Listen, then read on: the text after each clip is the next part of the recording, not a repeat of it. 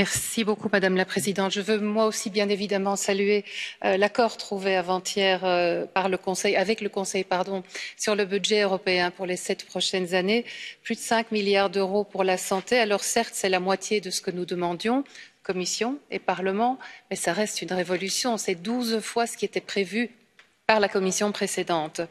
Il aura malheureusement fallu une crise sans précédent comme celle que nous traversons pour faire comprendre à chacun l'importance vitale, cruciale du chaînon européen dans la protection de la santé. Alors, il n'y a pas que la Covid que mes collègues ont déjà largement commenté. Je voudrais évoquer, moi, un sujet particulier, le combat de plusieurs années sur les bancs de ce Parlement. Je voudrais parler ce matin des maladies rares.